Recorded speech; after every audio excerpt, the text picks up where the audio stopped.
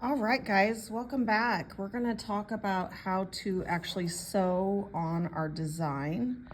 And so that's what we're going to work on. First thing I did is I'm going to start on my letters here.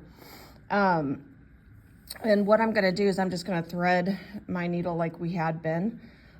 We did that either in class yesterday or sometime real recently, practice that. There's all kinds of different knots that you can do. The one I like to remind students to do is that you double thread it. So you stretch it across your whole body, you fold it in half, your two open ends are down here, and then we're gonna do just a little French knot, which is just like where you wrap around the needle a couple times.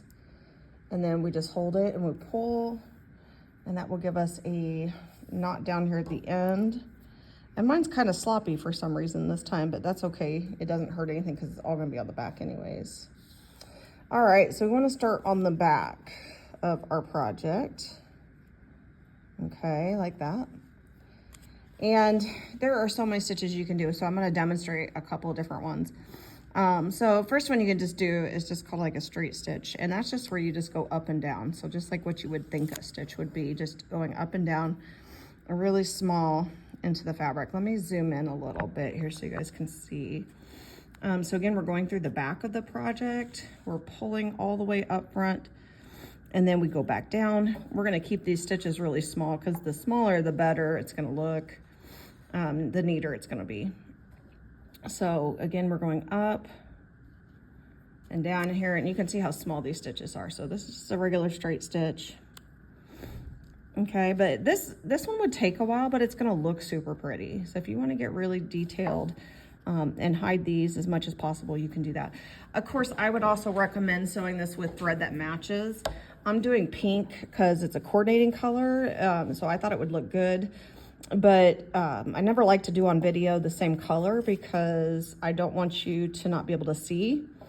And so that's why I'm sewing this with a pink thread instead of just purple. So this is just called a straight stitch. Now that would take a little while. So if you're like, gosh, it's gonna take forever to do that because I have a lot of design. Another option though is you can do a running stitch. So you start from the back with a running stitch, and then what you do is you go in your fabric and then you push up through the layers. Now because of this is so small, I'm probably just gonna do this one time. If it was bigger material, I could do it again. But since these are still small, I'm just gonna do it once. So just go in and push back up. And you'll see here that these are still decent stitches, but they are bigger. So go in, push back up. And we're just continuing around the outside, okay? Now here, I'm just gonna go here and then push back up. Again, if I'm doing the running stitch. But there's so many options on stitches here. I got a little caught up on my pin there, no big deal. I can always put that back in. So again, running stitch, you go in, push back up, pull it through. We're gonna be going all the way around this K, so in, push back up, pull it through. Okay, so these are probably the two I'd recommend for the letters. There is another one that I'm going to show you on the ribbon that I think would be cool. But again, I'm also going to attach some shorts to Schoology, so you can go into that and look for additional options for stitches. If you're like, I don't really like that one, you can keep your eye out and look for some optional ones. Okay, so I've been going around this. The only thing I want to point out left here is obviously we're going to keep going like this around our K. See how that looks? Nice. The only other thing I need to mention to you is like, how do you know like when to stop? Obviously, like if you have one of these smaller letters, you probably are going to get done really quickly and you won't need as much. Like in all honesty, this S and this N are so small, I probably won't sew around it. Like see how I'm sewing around this one? I'll probably just sew like right through the middle of these because they're so small. And I could, in all honesty, I might do that with my E, my R, my N, and my S because they're all a lot smaller than the first letter, which is bigger because it's a capital letter. Now the other thing is just keeping an eye on like how much thread do I have left because I got to be able to end it. And so we need to talk about what do we do to end it and how do we know when to end it. that kind of stuff. So you never want this string to be less than 6 inches long. Okay, so I'm gonna try to zoom out here, give me a second. Okay, so about, if you take your hand and your finger and you make like an L with it, see that? And you hold it up to the, like that, that is about as short as we should ever let it get. Okay, now obviously you see all this is over here, right? So do I need to quit? No, but we're just doing this for demonstration purposes. So we're gonna pretend like we're running short of string. So what do we do when we start to notice that we're running short of string? All you gotta do is go to the back. So if you're on the back already, great. If you're on the front, just bring it to the back. And then we need to knot it off to end it. And so how we're gonna do that, let me zoom in so you can see a little bit better, is you can just go underneath a nearby stitch like this. See this one? And if I pull it all the way, it'll just make a stitch, but I wanna have a knot. So what I'm gonna do is I'm gonna take and use my fingers here, and I'm gonna hold open this little loop, and I'm gonna go through that 3 times. So 1, 2, 3, and then I'm gonna pull, and you'll see a knot goes down there. Okay, now I could cut this and this will stay in. If you had to finish midway through a letter, that's okay. Just rethread, do your whole wingspan, cut it, redo it, and just start where you left off. So you would have your knot at the end, and then you would just pick up where you left off, which would be like right here, okay? But we're gonna go ahead and end on this one because I have a couple other things I wanna show you. So I'm gonna go ahead and cut that free. Now, there was another stitch I was talking about that I wanted to show you guys. And that is, so I've shown you a top stitch, I've shown you a running stitch, and then now what I'm gonna show you is called a blanket stitch. And like I said, I may attach a few other videos here of some stitches, so that way you can do some additional ones if you'd like to try them. Don't be afraid to try them. This is good time to try different things because this is more for practice and fun than anything. All right, so here is the end of my string. Again, I gotta do a knot again. So I'm going to take the end of my string, stretch it out between my fingers. And you always want your needle, remember, going like inward. So it's like a circle, it'd be like a loop. And then we're gonna go around this 3 times. So 1, 2, 3, hold it, pull. Now my knot's a little nicer that time. Okay, so I wanted to show you what I call blanket stitch on this edge. So I added this nice little ribbon here. I'm gonna go ahead and take out the first pins because I don't wanna get hurt too bad. I keep getting caught up on the pins. So what we're gonna do is we're gonna start from the back and we're gonna go through everything. Remember, it's gonna stop because we have the knot on the back, okay? And then what we're gonna do is we're gonna do something, like I said, called a blanket stitch. What you do for a blanket stitch is we'll go to the first spot. Okay, so we're right here. We'll just go down here and we're gonna come over to the next spot like this. And you'll have this string over here, okay? And you're gonna go through the loop like that.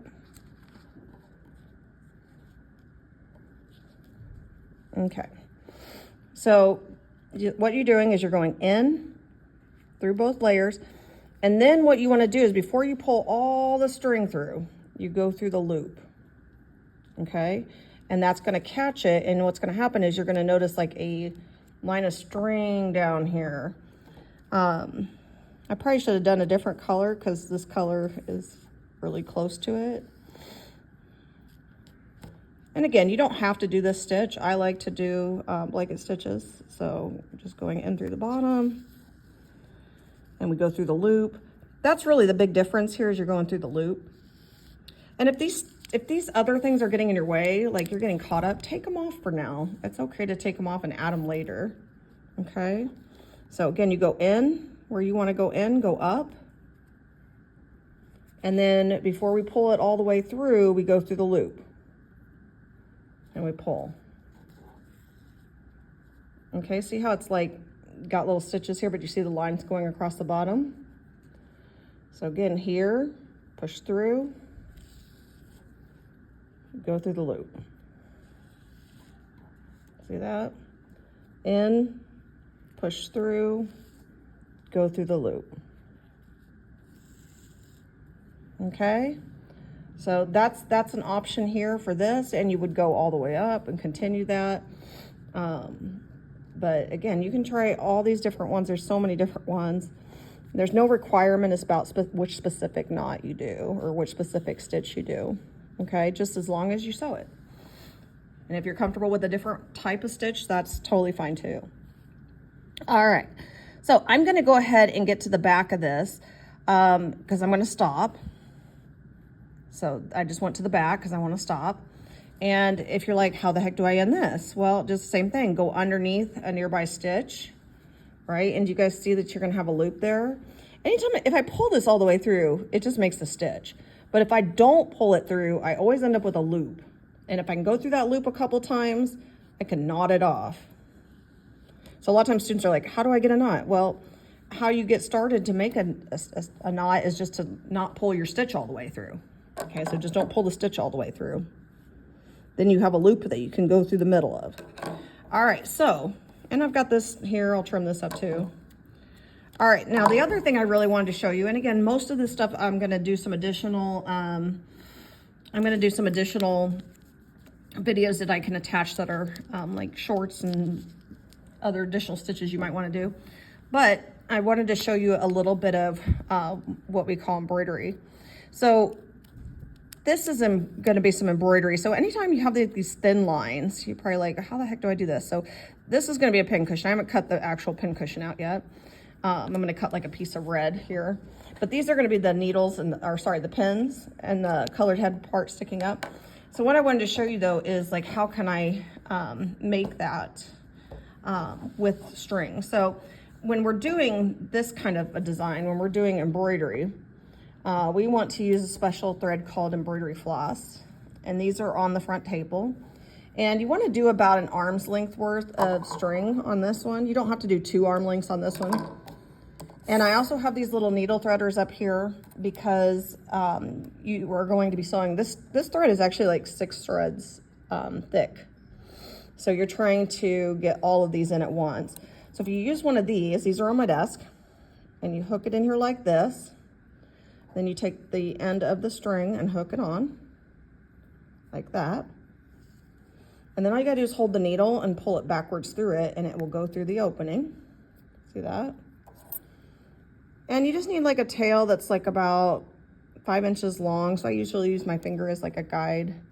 So that's about 5 inches long, okay? And then at the end, it's so thick you can just make a loop and go through the end of the loop a couple times, and you'll get a knot, a good size knot. And what we're gonna do then is we're going to sew these lines on. And if you're wondering about this marker does disappear. It's just temporary, so we can make those marks go away when we're ready. And I'm just gonna do a single stitch here for this. I am gonna show you a special one to do the needle head. And again, like I said, I will include some videos, some additional ones. So I'm going to just do basically a singular stitch all along. Don't get caught up on your pins. I'm doing a singular stitch all along this. Okay, so pull to the back. And I'm just going to do 3 of them for the demo purpose. So here's my last one. Now, I could do this with the same color and do the pin head at the top. So I think I'll do this last one with the same colors just so you can see it. Now, I need something at the end, right? Like a circle, right? To make the pin head. So one of the easiest stitches I know how to do is a French knot that will leave like a spot at the top. So what you do is you go in through the front. It's kind of like your French knot. What you do is, it's like the French knot that we were showing to start your thread. You wrap around it 3 times, and then you just pull through. So we're gonna pull through. And we're just holding it. And then once you get it like that, you just go back down. So we're gonna pull it through the material. And look, now it's like you got a colored head pin there. And if you're like, what about this? this will disappear with some cold water. So all you have to do is get a little bit of cold water, and once we spray it, see how that will disappear? But now I have my pen, right? My colored head pen up there. And again, I could do these with different colors, so I could do all the strings as green, and then I could do different colors if I wanted to, but I don't have to. Let me go back and show one more of these pen heads to show you how to do the French knot on top of here for embroidery, because again, it's very similar to the other. So we're going back in, we're on the front, we're wrapping around our needle 1, 2, 3, okay? And then we're pulling it through. So we're just gonna hold on to it and pull.